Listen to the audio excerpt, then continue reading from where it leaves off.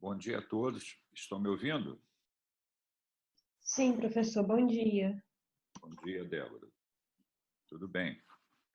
Tudo. Espero que vocês estejam bem aí também, se protegendo aí contra a Covid, né?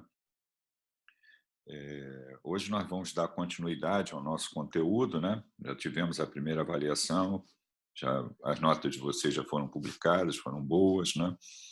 E agora a gente passa para a segunda parte, onde a gente tem um conteúdo a ser cumprido e depois uma avaliação.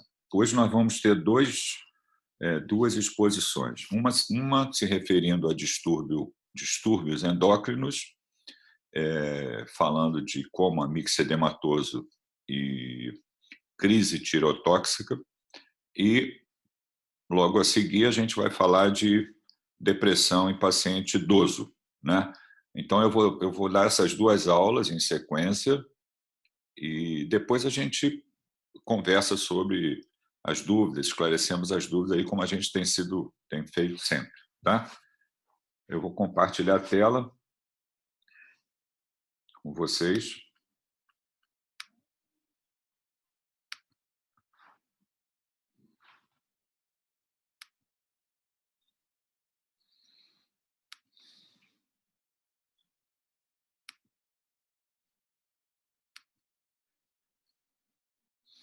Queria que um de vocês me falasse se estão vendo os slides. Estamos sim. Então, ótimo, então. Então, na verdade, o caso clínico para ilustrar, né?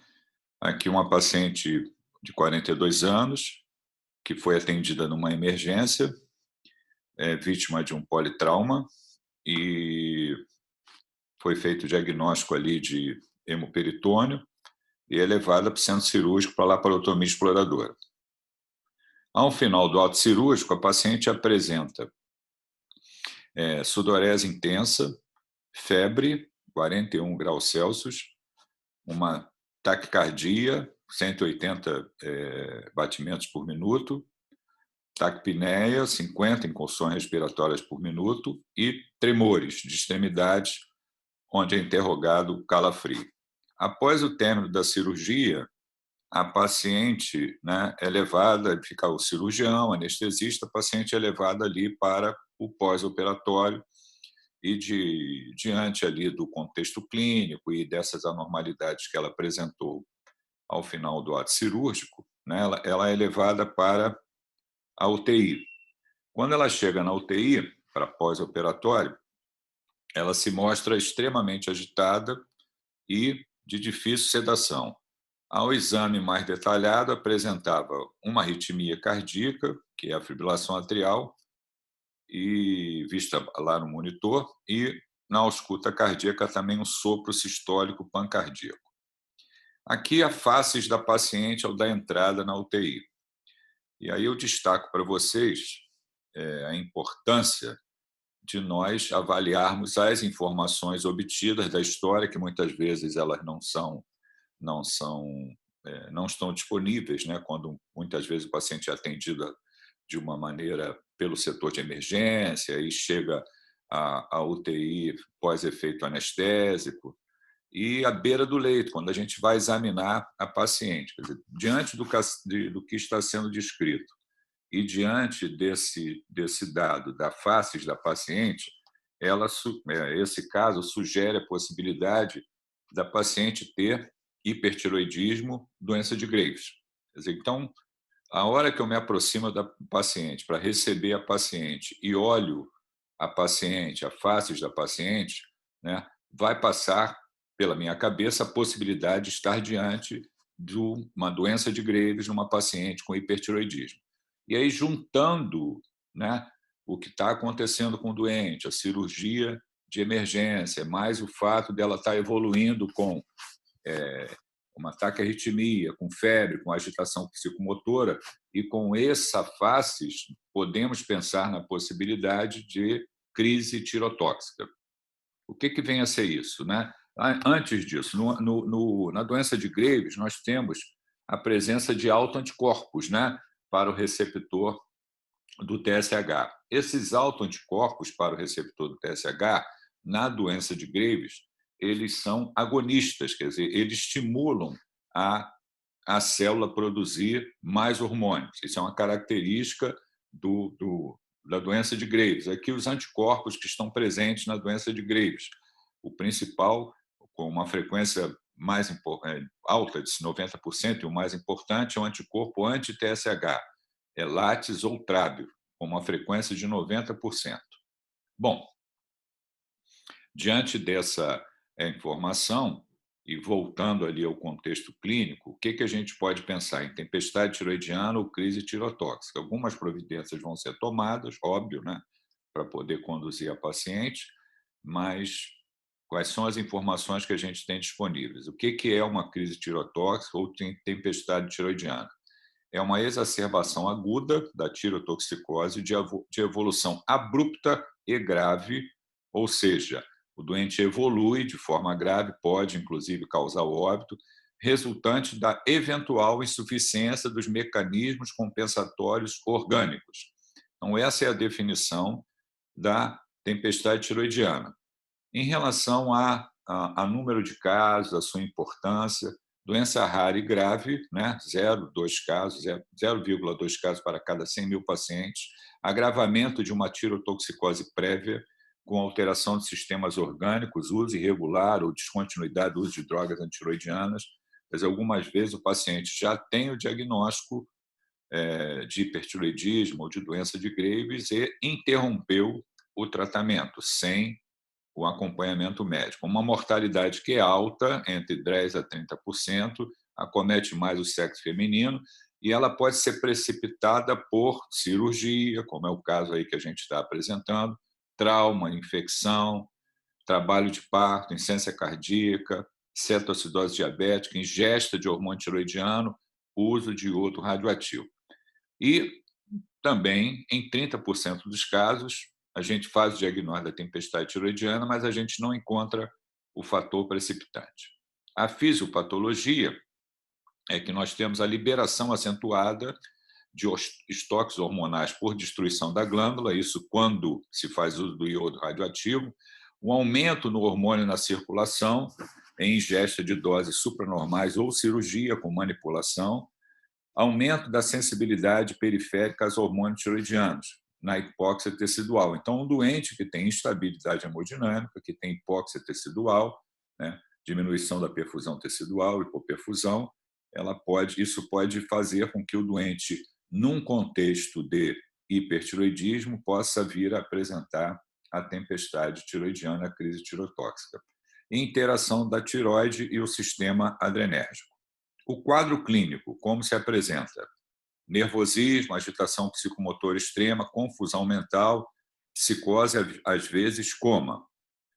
Fraqueza, letargia, sudorese intensa, desidratação, hipertermia sem causa infecciosa, exoftalmia, tremor de extremidades, bócio difuso ou multinodular, ali no exame físico da paciente, né?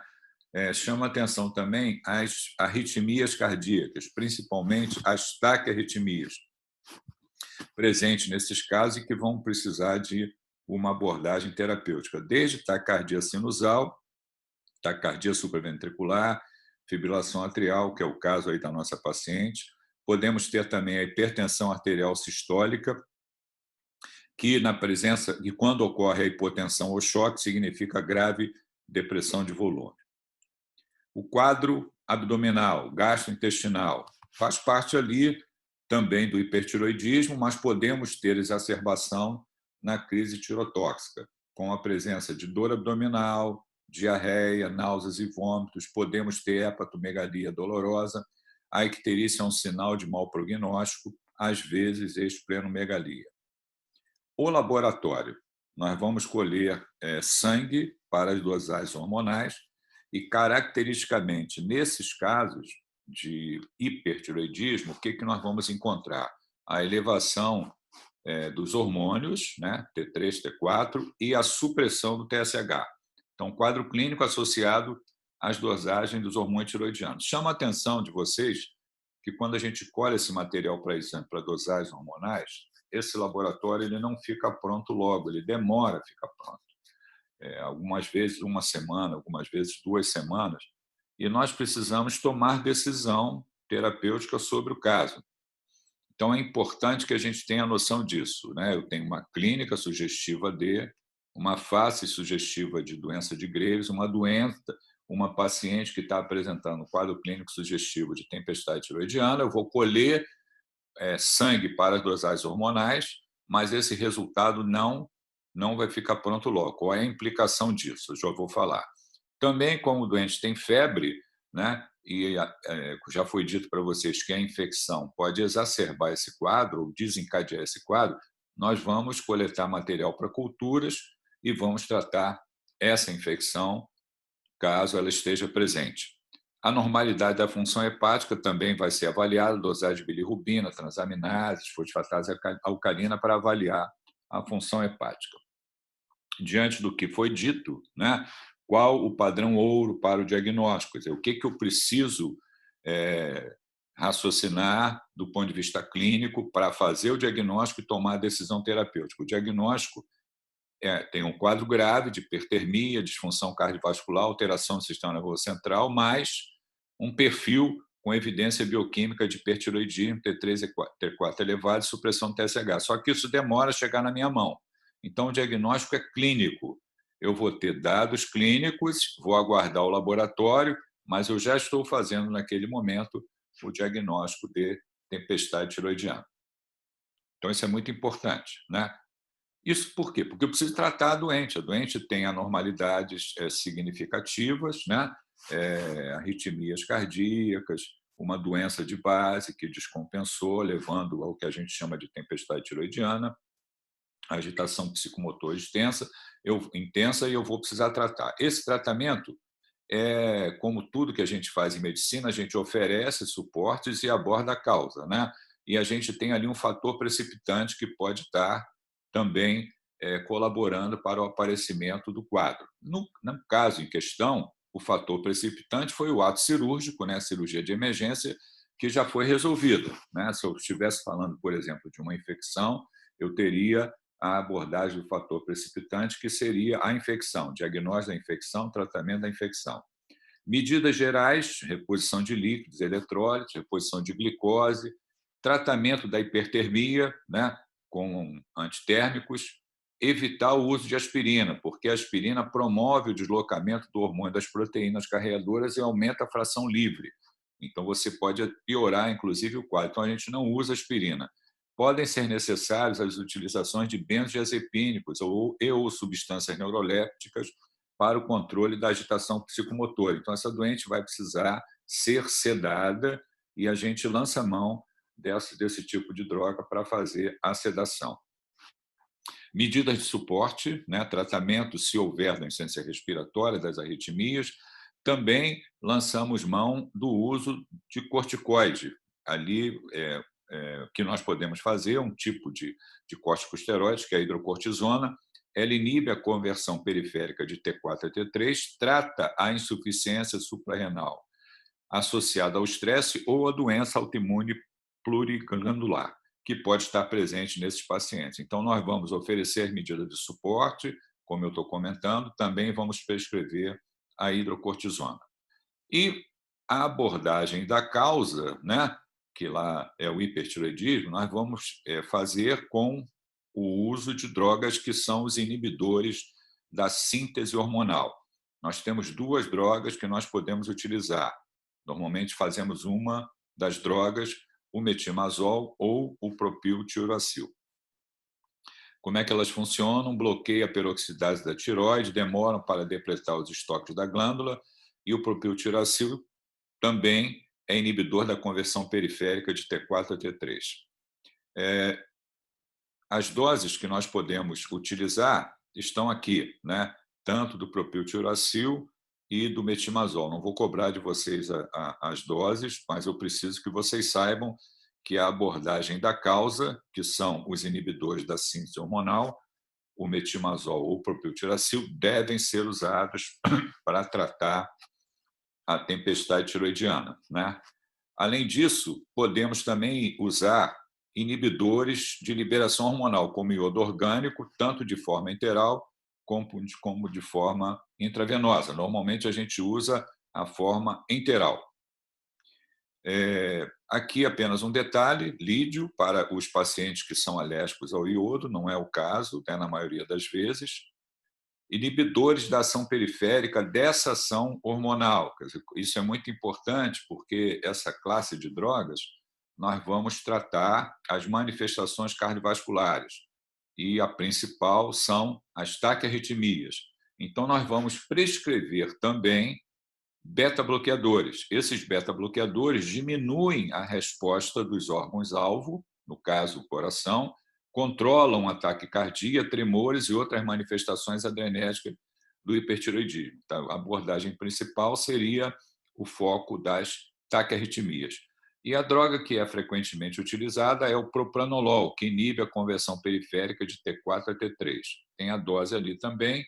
Metoprolol e atenolol também são efetivos. Então, vejam, medida de suporte, corticosteroides, a hidrocortisona, inibidores da síntese hormonal, metimazol ou propiltioracil, e inibidores da ação periférica, o uso dos beta-bloqueadores. A fibrilação atrial, o tratamento da fibrilação atrial e das arritmias cardíacas, quando presente, deve ser tratado de maneira habitual. Então, a conduta na fibrilação atrial, num primeiro momento, se é uma fibrilação atrial aguda, nós vamos proceder no sentido da cardioversão química, por exemplo, né?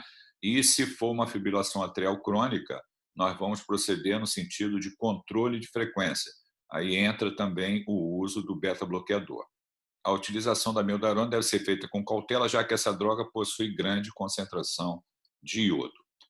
Então, logo o paciente esteja compensado, quer dizer, nós resolvemos a tempestade tiroidiana, ele deve ser submetido ou avaliado, aí eu chamaria a atenção do colega da endocrinologia, que vai acompanhar o caso também, para ver o que é melhor para esse paciente, se vai ser usado iodo radioativo, né, ou então a ser feito a tiroidectomia. São as duas opções colocadas após o tratamento da crise tirotóxica da tempestade tiroidiana. Eu vou aqui interromper um compartilhamento antes de passar da continuidade. Alguma dúvida? Professor, por que você falou que tem preferência pelo iodo enteral e não endovenoso? Desculpa, não. Você pode repetir, Marco Aurélio? Foi o João, professor. Aqui, tá me ouvindo? É que está baixo o seu microfone. Por que você falou que tem preferência pelo iodo enteral, não endovenoso? Isso. Que é mais fácil fazer. Normalmente a gente não faz iodo venoso, faz interal. Beleza. Ok? Junto com as drogas inibidoras da síntese, né? Como está colocado aqui. Que não podemos esquecer, o metimazol ou o propiltioracil. Beleza, então é só por questão de facilidade mesmo. Isso, Bom, vamos lá, vamos voltar. Agora a gente vai falar sobre a outra condição, que também caracterizada ali como distúrbio endócrino, né? Que é, onde é que a gente está aqui? Que é um outro caso clínico, está aqui, que é uma paciente idosa que foi internada na UTI com uma pneumonia comunitária grave, evoluiu com estabilidade hemodinâmica, choque séptico, foi entubada, colocada em ventilação mecânica, foi feito fluidos, não melhorou a condição hemodinâmica, foi iniciado noradrenalina, depois iniciado butamina. Ou seja, uma doente grave, chocada, e está usando ali uma série de intervenções para suporte. Ok? Até aí, nada demais. Uma doente grave sendo manuseada como deve dentro da UTI. Colhido culturas, iniciados antimicrobianos, aquele protocolo todo que a gente faz quando está diante de uma sepse ou de um choque séptico, né? Além disso, nós temos ali algumas características da paciente, né? Obesa, hipocorada, hipotensa, como já foi dito ali, foi associado a drogas vasopressoras, né? Uma frequência cardíaca de 62 batimentos por minuto. No exame do aparelho cardiovascular, ritmo cardíaco regular, bulhas hipofonéticas, membros inferiores, lesões liquenificadas, restante do exame físico, nada digno de nota. Então, eu estou ali oferecendo suportes à doente e observando na beira do leito também algumas anormalidades ali que eu tento juntar para ver se eu consigo entender melhor o caso, né? Após 12 horas de tratamento, mantinha-se chocada. A doente não melhorou do ponto de vista hemodinâmico, isso é ruim. Muitas vezes significa a gente acrescentar tecnologias para obter informações, para poder tratar melhor o choque, por exemplo, monitorizar o débito cardíaco, né? E aí a faces da paciente na beira do leito. Aí a importância, quer dizer, eu falei da faces da outra paciente aqui também. Quer dizer, quando a gente tem uma faces é, é, característica, né, sugestiva de uma determinada patologia, isso faz com que a gente possa pensar e entender todo o restante do contexto. Quer dizer, eu estou com uma doente que fez uma infecção, que está evoluindo mal, está se mantendo hipotensa, está com uma frequência cardíaca no limite inferior, tem bulhas abafadas.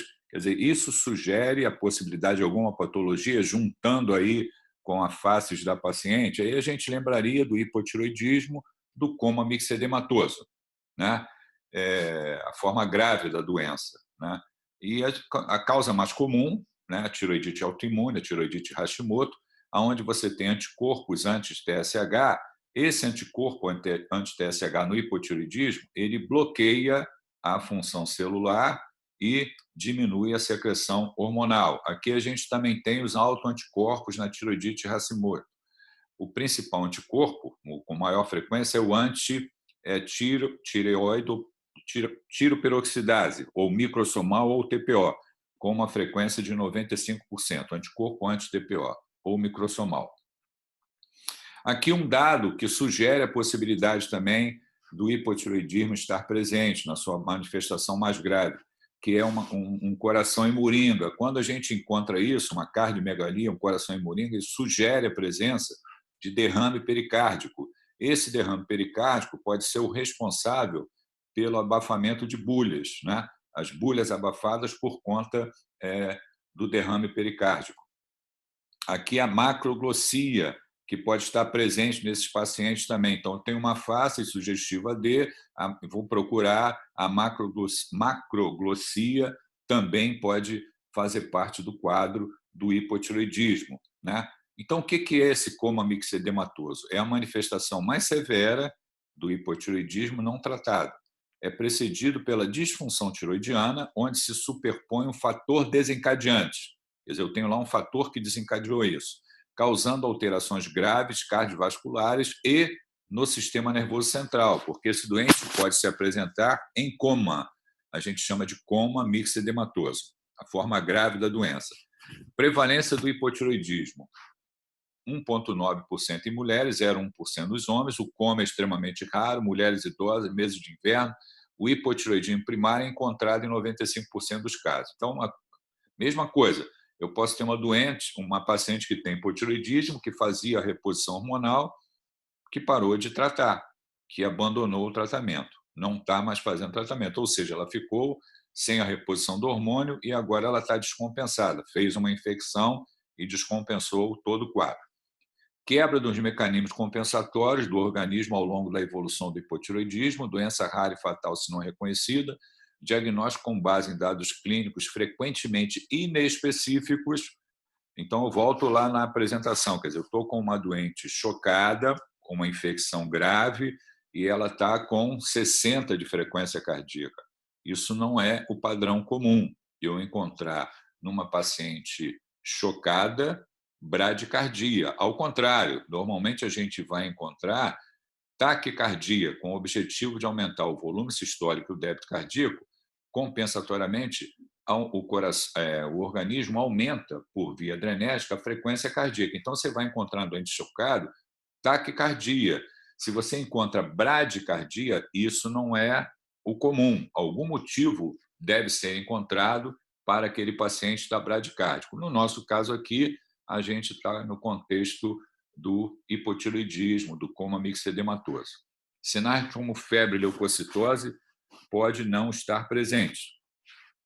geralmente em pacientes com hipotireoidismo prévio, fatores precipitantes, exposição ao frio intenso, infecção grave, insuficiência cardíaca, trauma, uso de sedativos ou anestésicos, drogas, né? E eventos clínicos graves. Quadro clínico: pele fria, seca, mixedema, a faces do paciente, edema periorbital, rarefação dos pelos da sobrancelha, que a gente chama de madarose, macroglossia, palidez, aumento do tempo dos reflexos, bradicardia e hipotermia, confusão mental, sonolência, coma. Pode evoluir com insuficiência respiratória por hipoventilação com retenção de CO2. Pode estar presente derrame pericárdico, derrame pleural, ascite, náuseas, vômitos, é uma das causas de obstrução intestinal, que é pseudo-obstrução intestinal, retenção urinária. Podemos ter convulsão, como está colocado ali, aumento dos níveis de CPK, hiponatremia, porque o hipotireoidismo diminui a excreção de água livre e o doente pode fazer hiponatremia e hipoglicemia. A mortalidade é alta, no passado chegou a 70%. Sinais de pior prognóstico: idade avançada, a hipotermia, uma bradicardia significativa, uma infecção grave, a ocorrência de síndrome coronariana aguda e choque. Diagnóstico: como eu já comentei anteriormente, eu vou colher os hormônios para avaliar qual é o padrão laboratorial do hipotireoidismo. O padrão laboratorial em relação às dosagens hormonais é diminuição dos hormônios T3 e T4 com elevação do TSH. Deve-se pesquisar insuficiência adrenal associada. Como esse exame demora a chegar para mim, mesmo eu colhendo na admissão, a importância do diagnóstico clínico para tomar a decisão de intervenção terapêutica.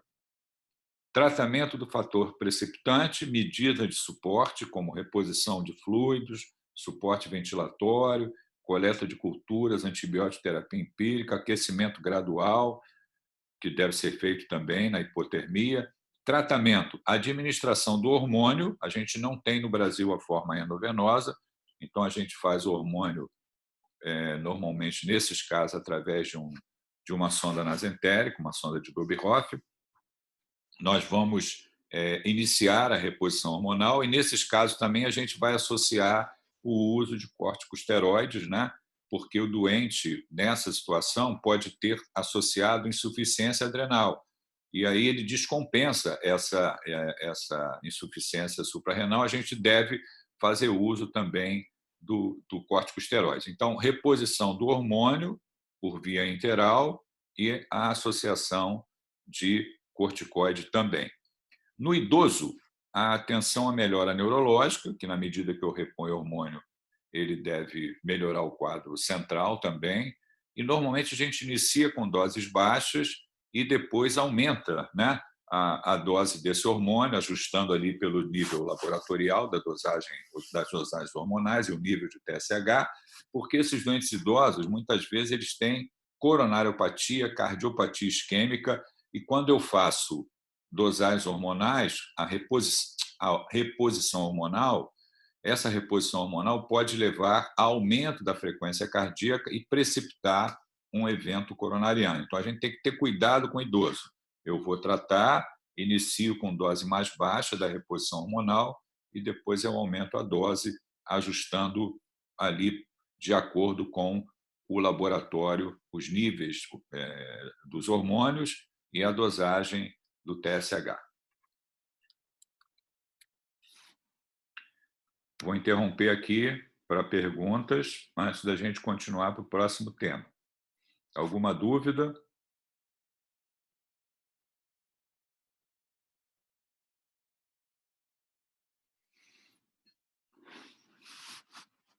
Professor, Fala, Débora. o senhor poderia, por favor, repetir o finalzinho sobre a forma de fazer reposição em doses baixas? Por que não pode chegar com doses um pouco mais aumentada? Porque o doente idoso, o detalhe do doente idoso é que ele tem uma chance alta de ter coronariopatia, cardiopatia isquêmica. Então, quando eu reponho o hormônio, né, para melhorar o doente com hipotireoidismo, eu vou aumentar a frequência cardíaca, porque o doente está bradicárdico, vai aumentar essa frequência cardíaca. Pode ser que até aumente a frequência cardíaca além do necessário, eu tenho que ajustar. Então, para eu não correr esse risco de, com o aumento da frequência cardíaca, precipitar um evento isquêmico, uma síndrome coronariana aguda, o doente ter dor precordial, um infarto agudo do miocárdio, o que eu faço? Iniciamos com uma dose mais baixa, observamos a melhora e depois ajustamos a dose. Quer dizer, fazemos isso com cuidado, com essa particularidade do doente idoso, porque ele pode ter uma chance maior de ter coronariopatia. Entenderam? Entendeu? Entendi, obrigada. Nada, Débora.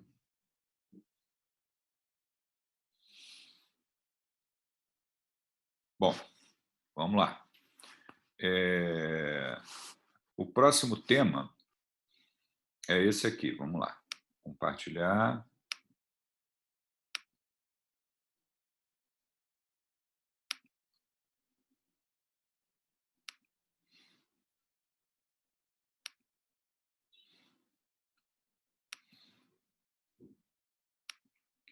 É um caso clínico também. É um caso clínico onde a gente tem o seguinte, vamos lá. É uma mulher idosa, né, hipertensa, faz uso de diurético, é levado por sua filha para uma avaliação ambulatorial. A filha relata que a mãe fica sem falar, muitas vezes chorosa, e às vezes parece ter problema de memória, mas não tem histórico de doença psiquiátrica. Quer dizer, a filha levou a paciente ao médico, né, dizendo que ela está chorosa e parece ter problema de memória. A paciente é uma professora aposentada, viúva e vive de forma independente durante vários anos. Durante os últimos meses, ela parou de ir à igreja, visitar amigos. Os sintomas da paciente incluem irritabilidade, anedonia. Anedonia quer dizer o seguinte, não tem vontade de fazer nada, né? Fadiga, perdeu 4,5 quilos de peso, né, em 3 meses e tem insônia. A paciente se refere como um fardo para a família dela. Então, essa é a história da paciente, né? A filha levou para atendimento médico. Qual o diagnóstico e como a paciente deve ser tratada? Quer dizer, diante desses dados aqui, obrigatoriamente vai passar pela nossa mente, na hora que a gente está conversando, né, com a filha da paciente, nós vamos também examinar a professora, né, aposentada, mas a possibilidade de depressão no idoso se impõe. Quer dizer, eu tenho lá essa possibilidade. A gente deve ter, eu vou falar sobre isso também, né, doenças que podem mimetizar a depressão, mas esse diagnóstico ele vai passar pela nossa mente como para explicar o que está acontecendo com o paciente. Muitas vezes essa consulta ela é feita com ali o médico de família, o clínico, né? E eu já vou falar para vocês que a gente vai precisar também do especialista, né? Mas quem vai fazer o primeiro atendimento é o generalista, né? É o médico de saúde da família que está ali, na comunidade atendendo, ou então dentro de um ambulatório, como primeira consulta, ali como generalista, como clínico, para atender os pacientes que chegam com necessidade de atendimento, né? Os critérios diagnósticos, eles são, digamos assim, utilizados para fazer o diagnóstico de depressão. Então, da onde vem essa informação, né? Aqui a gente tem os critérios diagnósticos, sintomas fundamentais, humor deprimido, perda de interesse, fatigabilidade, sintomas acessórios, vários sintomas acessórios também, autoestima e autoconfiança reduzidas, ideia de culpa e inutilidade, visões desoladas e pessimistas do futuro. Quer dizer, a gente tem ali classificado, né, como episódio leve, episódio moderado ou episódio grave. Quer dizer, de acordo com o número de sintomas apresentados, né, fundamentais ou acessórios, nós vamos classificar como episódio leve de depressão, episódio moderado de depressão, episódio grave de depressão, né? É importante, nesses casos, que a gente tenha informações a respeito de mais alguns dados. Quer dizer, a paciente não consegue exercer suas atividades habituais. Quer dizer, foi falado ali de anedonia, né? O paciente acorda e não consegue fazer nada, né? No seu dia a dia, nada funciona, né? Isolamento social, crises de choro, são dados, né? Presença, muitas vezes, de dor crônica na história, isso também é bastante comum. O paciente tem uma dor lombar, e essa dor piorou, exacerbou, nesses últimos tempos, né? E isso ocorre já há muito tempo. Pensamentos suicidas que a gente deve valorizar, né? Se o paciente manifesta que a intenção de atentar contra a sua própria vida, né? Se ele tem pensamento suicida, nós não devemos duvidar disso, né? Isso é um cuidado que a gente tem que ter. Se o paciente, eu vou me jogar pela janela, você não pode falar assim, o senhor quer se jogar pela janela? Eu não acredito. Ele vai se jogar pela janela. Então, não é papel do médico agir dessa maneira. Isso seria uma irresponsabilidade nossa. A gente tem que acreditar e levar em conta o que o paciente está falando. Uma boa parte desses pacientes que manifestam pensamentos suicidas, eles atentam contra a sua própria vida mais adiante. Então, o médico deve valorizar e não duvidar que o paciente está realmente falando a verdade. Ele está com episódio depressivo, ele está manifestando isso e a gente deve valorizar. Muitas vezes, esses pacientes têm dependência química, né? E talvez o principal seria o uso de álcool, né? Dependência, etilismo. Então, o doente ingere bebida alcoólica de uma maneira significativa e tem dependência química em relação ao álcool. Se ele faz uso de drogas psicoativas também, isso é um componente que pode estar presente nesses doentes. Chama a atenção que, algumas vezes, drogas prescritas com um objetivo determinado, os pacientes, algumas vezes, pedem para renovar a receita, conseguem que essa receita seja renovada através de um médico, de um colega, né? Ou familiar, ou alguém consegue isso, e eles ficam tomando aquela medicação por um tempo longo, indefinido, e tem os efeitos adversos do uso crônico dessas drogas. Então, se usa benzodiazepínico, se usa risperidona, clonazepam, haloperidol, fenergan, clorpromazina, quetiapina e outras drogas que podem estar relacionadas com o uso crônico a episódios de depressão. Então, cabe ao médico também interrogar se o paciente está usando determinadas drogas que podem estar colaborando ali para o episódio de depressão.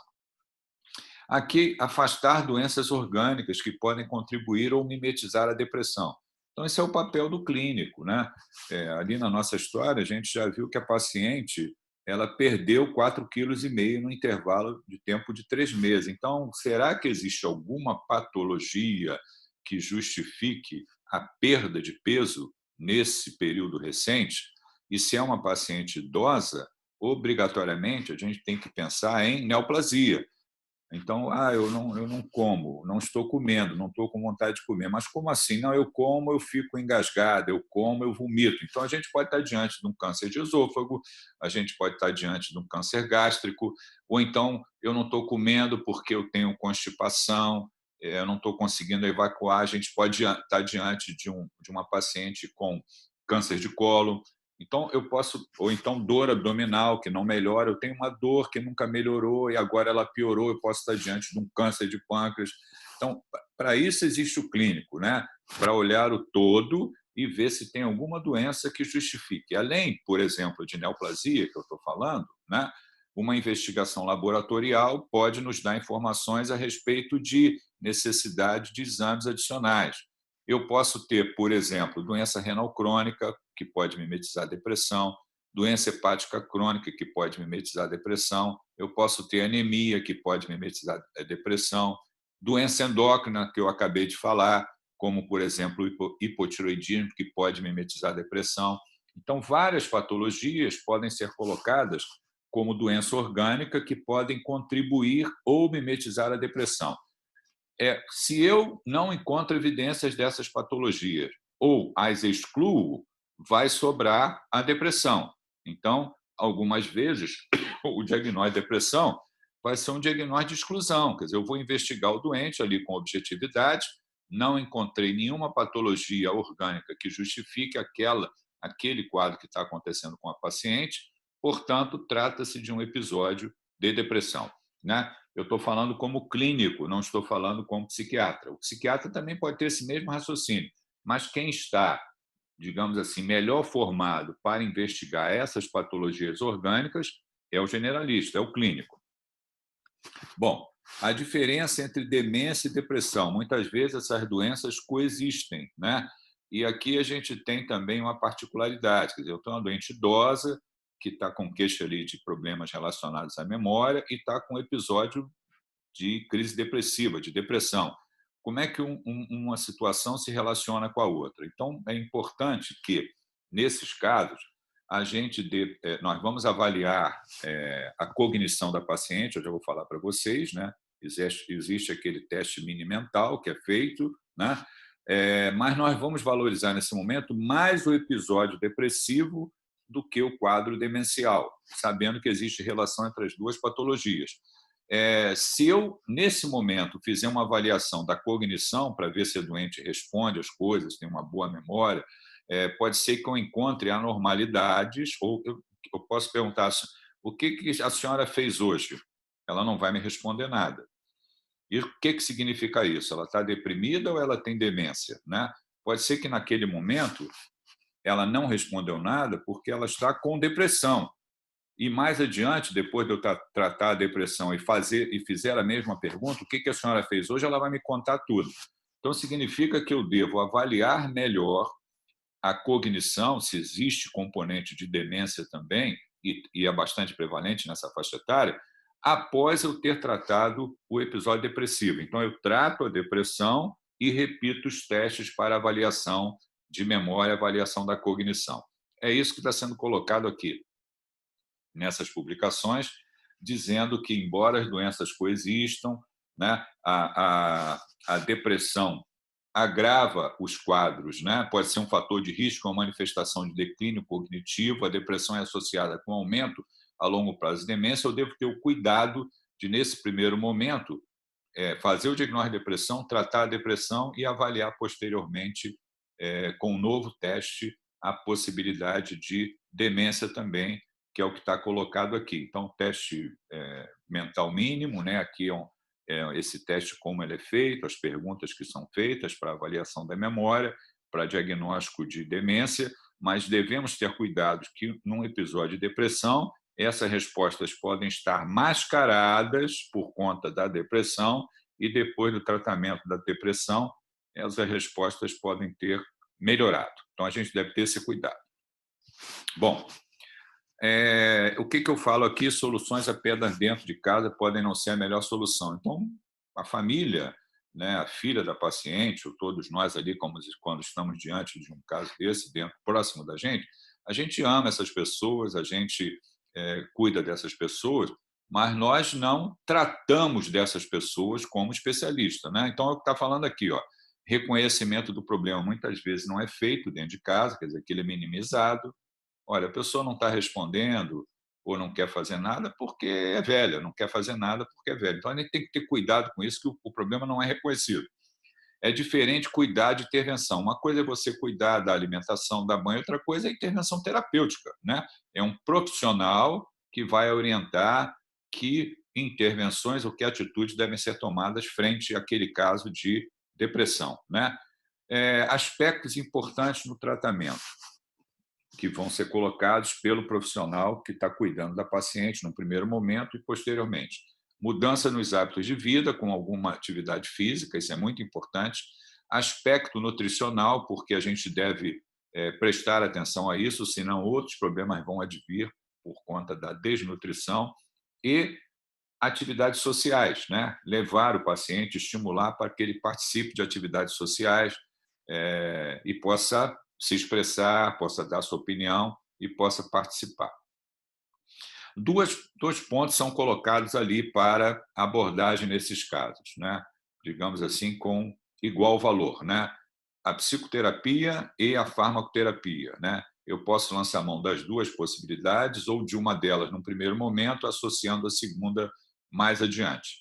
Existe um tipo de psicoterapia que se chama terapia cognitivo-comportamentais, que são usados nesses casos de depressão, acompanhamento pelo psicólogo, né, onde sessões são feitas durante um determinado intervalo de tempo e se observa a resposta do paciente. Então, isso é uma intervenção terapêutica que se mostrou efetiva. Esse tipo de tratamento com psicólogos, que se chama terapia cognitivo-comportamentais. Por outro lado, eu posso também, e aí já envolvemos o profissional médico, que é o psiquiatra, quem prescreve remédio é o médico, é o psiquiatra, uma série de drogas que podem ser colocadas para tratar um episódio de depressão. Chamaria a atenção de vocês de duas classes de drogas que são as mais utilizadas nesses últimos tempos, que são os inibidores seletivos da recaptação da serotonina. Então, vejam lá, a primeira opção seria inibidores seletivos da recaptação da serotonina. E também temos os inibidores da recaptação da serotonina e da norepinefrina. Então, eu tenho duas classes de drogas que podem ser utilizadas para tratar episódios depressivos em pacientes idosos. O mecanismo de ação dessas drogas é que elas seletivamente impedem a recaptação ou da serotonina, seletivamente, ou da serotonina e da noradrenalina. E, com isso, aumentam a concentração dessas drogas ali na placa motora, melhorando o episódio de depressão. Né? Aqui são as várias drogas que podem ser utilizadas, as doses, os efeitos adversos. Né? Aqui, um outro ponto importante, essas drogas, normalmente, elas são utilizadas por um período longo e devem ser acompanhadas pelo colega da especialidade, pelo psiquiatra. Quer dizer, então, o psiquiatra que vai prescrever, é que vai ajustar a dose, é que vai mandar tomar durante determinado tempo, e não cabe ao paciente, muito menos à família do paciente, interromper o tratamento sem a orientação médica, porque existe uma chance grande de recorrência da doença se o tratamento for descontinuado. Então, vai fazer uso das drogas e, possivelmente, essas drogas serão utilizadas durante um período prolongado com acompanhamento do psiquiatra. A gente não pode interromper o paciente, não deve fazer isso, e a família muito menos. Né? Aqui, apenas como curiosidade, um método que é pouco utilizado, a eletroconvulsoterapia, que só vai ser utilizada em casos selecionados. Né? Aqui um artigo falando sobre isso. Paciente que deteriora a sua condição física, o paciente que não responde ao tratamento com a farmacoterapia, esses pacientes podem ser selecionados para uso da eletroconvulsoterapia. Quem vai indicar isso, se for o caso, em caso selecionado, vai ser o colega da psiquiatria. Bom, voltando ali para a nossa paciente.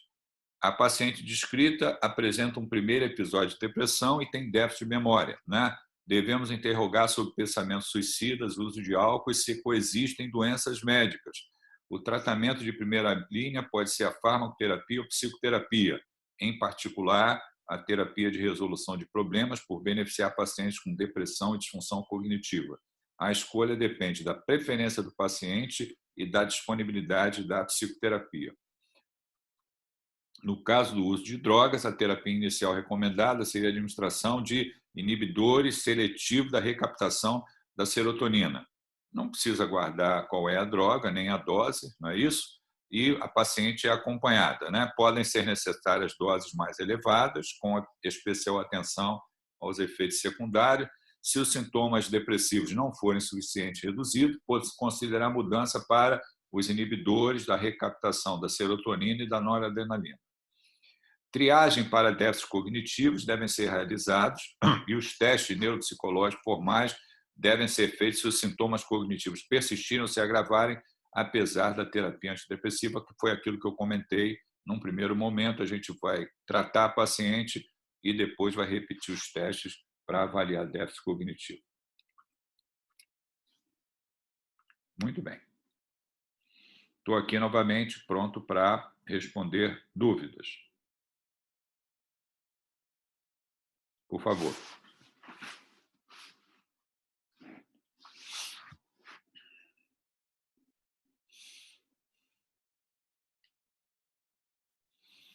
Temos dúvidas? Chamo a atenção de vocês que o tratamento com psicólogo, né, é muito interessante, mas algumas vezes não é oferecido através do sistema público, né, o SUS. Né?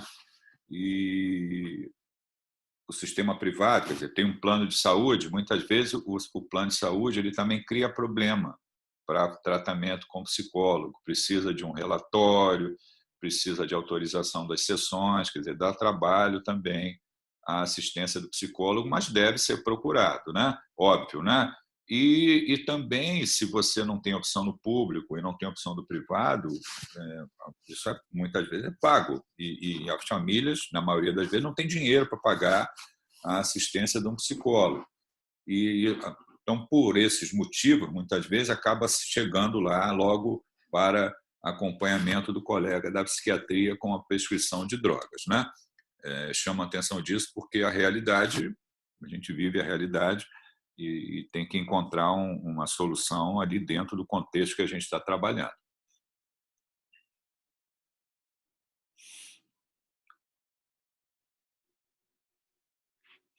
Alguma dúvida?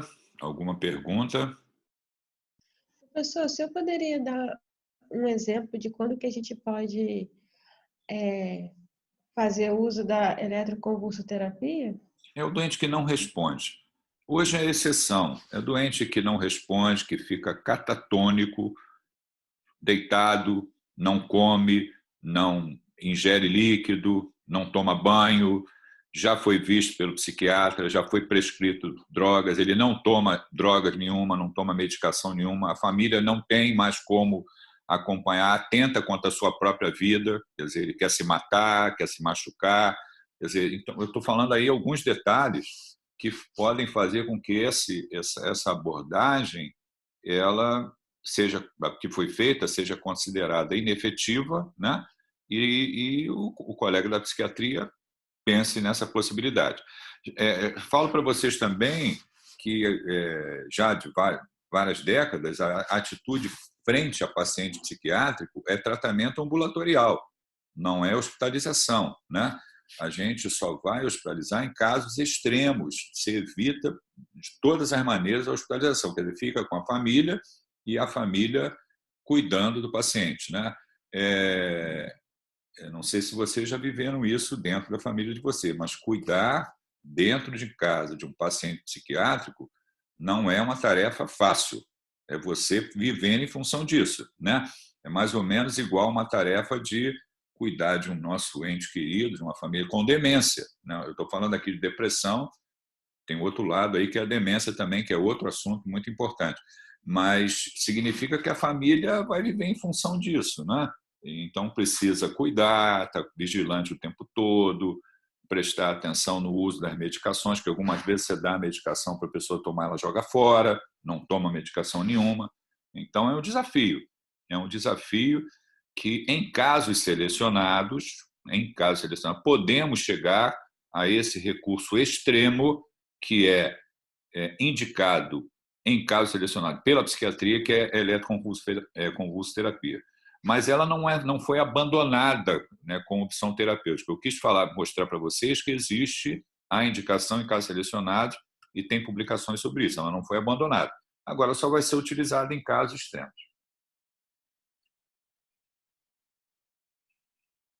Aqui tem uma pergunta, né? Essa pergunta que você está fazendo, né? Num setor de emergência, o que eu vou fazer, né? Eu vou sedar esse paciente de uma forma para que isso não ocorra, né? Eu já vivi essa situação algumas vezes dentro do setor de emergência. A atitude que a gente tem que fazer é atender o paciente e evitar que ele se machuque, e isso significa a utilização de drogas sedativas. Num segundo momento, muitas vezes esse paciente é transferido para um hospital psiquiátrico, né? Transferido para um hospital psiquiátrico, porque se eu deixo ele na emergência ou se eu interno numa enfermaria de clínica médica, isso até pode acontecer, né? Mas eu vou ter problema grave, sério, porque eu posso ter dificuldades ali no manuseio desse paciente. O que nós vamos fazer logo a seguir a esse primeiro atendimento, digamos que eu fique com o caso, o doente seja internado ali no hospital que eu trabalho, né? Eu vou ter que chamar a psiquiatria para poder vir ver o doente, né? Eu vou ter as minhas primeiras atitudes e vou chamar o colega da psiquiatria para vir ver o doente, para orientar ali que medicações devem ser feitas. Ok? Então, atendo e aciono o colega da a área da especialidade, que é o psiquiatra, para ele vir ver o doente. Se ele não vai vir no primeiro dia, ele vai vir no dia subsequente. O doente foi hospitalizado, foi internado, ele vai passar a visita, vai ver o que tem que fazer. Se fica com o doente ali, se transfere o doente, se dá alta para acompanhamento ambulatorial com a família presente. Aí é uma decisão tomada pelo colega da especialidade. Ok? Em relação às drogas que você vai utilizar, você vai lançar mão, no primeiro momento, que são os benzodiazepínicos, né? Pode lançar mão também de neurolépticos, como clorpromazina, mas normalmente são os benzodiazepínicos que você vai utilizar.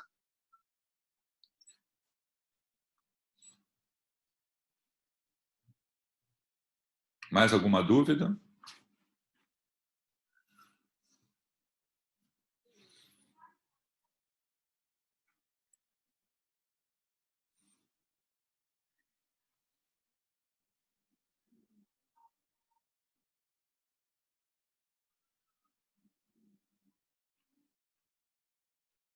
Não?